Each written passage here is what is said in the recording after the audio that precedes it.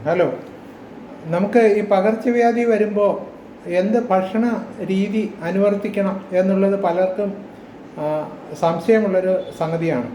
പലരും അവരുടെ ഇഷ്ടാനിഷ്ടങ്ങൾക്ക് അനുസരിച്ചും അവരുടെ നിത്യവുമുള്ള ചര്യയ്ക്ക് അനുസരിച്ചും അസുഖമില്ലാത്തപ്പോൾ അവരനുവർത്തിക്കുന്ന അതേ ഒരു ആഹാരക്രമം അസുഖം വരുമ്പോഴും അനുവർത്തിക്കാറുണ്ട്.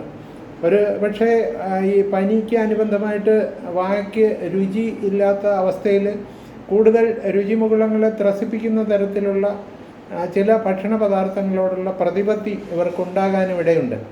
ഉദാഹരണത്തിന്, അധികം മധുരമുള്ള കട്ടൻ ചായയും ബ്രെഡും ബിസ്ക്കറ്റും റസ്ക്കും ബന്നും ഒക്കെ പതിവാക്കുന്ന പനി ആഘോഷ കമ്മിറ്റിക്കാർ അറിയാനാണ് ഈ കാര്യം കൂടുതൽ വ്യക്തത വരുത്തി പറയുന്നത്. പലർക്കും പനിക്കാലത്ത് ഇതിനോടൊക്കെയാണ് പ്രതിപത്തി ഉള്ളത്. പക്ഷേ ഇത് പനിക്ക് കെണിയാവും എന്നുള്ളതാണ് പരമാർത്ഥം. ഒന്നറിയാൻ, ഈ മൈക്രോബുകൾക്ക് എപ്പോഴും ഒരു മധുരത്തിനോട് ഒരു ആർത്തി ഉണ്ടാകും. കൂടുതൽ ആയാസമൊന്നുമില്ലാതെ യഥേഷ്ടം മധുരം കിട്ടുമ്പോൾ മൈക്രോബിന് മൾട്ടിപ്ലൈ ചെയ്യാനുള്ള ഒരു പ്രവണത ഏറുകയും ചെയ്യും. നേരെ മറിച്ച് നമ്മുടെ ഈ കൺവെൻഷണലായിട്ടുള്ള ചില രീതികളുണ്ട്. അതായത് കഞ്ഞി, നന്നായിട്ട് വെന്ത് തെറ്റിയ കഞ്ഞി, കുറച്ച് തേങ്ങാപ്പാലൊക്കെ ഒഴിച്ച രീതിയിൽ, വളരെ എരിവ് കുറഞ്ഞ രീതിയിലുള്ള ചമ്മന്തി, നന്നായിട്ട് വെന്ത് തെറ്റിയ അവിയൽ പോലുള്ള സാധനങ്ങൾ, പുളിങ്കറി, ഈ സ്പൈസസ് എല്ലാം ചേർത്ത കുരുമുളകും ഈ കറിവേപ്പിലയും മഞ്ഞളും ഒക്കെ ചേർത്ത ഈ സാധനങ്ങൾ. ഇത് എന്തുകൊണ്ട് ഇങ്ങനെ പറയുന്നു എന്ന് ചോദിച്ചാൽ, ഈ അസുഖം വരുമ്പോഴും അല്ലാത്ത അവസ്ഥയിലുമൊക്കെ നമ്മുടെ ശരീരത്ത് ഒരു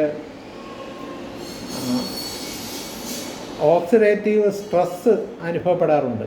ഈ ഓക്സിഡേറ്റീവ് സ്ട്രെസ്സ് അനുഭവപ്പെടുമ്പോൾ ഈ ആൻറ്റി ഓക്സിഡൻറ്റുകളും ഫ്രീ റാഡിക്കലുകളും ഒക്കെ സന്തുലിതമായ ഒരവസ്ഥയിലുള്ള ഒരു അറ്റ്മോസ്ഫിയർ നമ്മുടെ ഗട്ട് മൈക്രോഫ്ലോറയ്ക്ക് ഓഫർ ചെയ്ത് കഴിഞ്ഞാൽ നമുക്ക് അസുഖത്തിൽ നിന്ന് പെട്ടെന്നൊരു വിമോചനവും വിമുക്തിയുമൊക്കെ ഉണ്ടാകും. അതുകൊണ്ടാണ് ഇത്തരം ഒരു ആഹാര രീതി നിഷ്കർഷിക്കുന്നത് എന്നറിയുക. പണ്ട് ഈ ബാർലരി വെള്ളം കുടിക്കുന്നതും ഇതുകൊണ്ട് തന്നെയായിരുന്നു. പക്ഷേ ബാർലരിയുടെ ടേസ്റ്റ് പലർക്കും ഒരു വൊമിറ്റിംഗ് ഫീലിംഗ് ഉണ്ടാക്കും. ഈ ഒരുപാട് കട്ടൻ ചായയും ബ്രെഡും റസ്ക്കും ബിസ്ക്കറ്റും ഒക്കെ കഴിച്ചാലും ഗ്യാസ്ട്രിക് മൈക്രോഫ്ലോറയുടെ pH വേരിയേഷൻ ഉണ്ടാക്കിയിട്ട് വൊമിറ്റിങ്ങും ഗ്യാസ്ട്രിക് അപ്സെറ്റ്സും ഒക്കെ കൂടും, തലവേദനയും ഉണ്ടാകും, പിന്നെ വയറ് കമ്പിക്കൽ പോലുള്ള പ്രശ്നങ്ങളും ഉണ്ടാകും. ഇത്തരം കാര്യങ്ങൾ നമ്മുടെ ബെനിഫിഷ്യറി മൈക്രോഫ്ലോറയെ പെട്ടെന്ന് നശിപ്പിക്കുകയും ഈ ഹാർംഫുൾ മൈക്രോഫ്ലോറയെ ഫ്ലറിഷ് ചെയ്യാനായിട്ട് പ്രേരിപ്പിക്കുകയും ചെയ്യും എന്നുള്ളതാണ് മറ്റൊരു സംഗതി.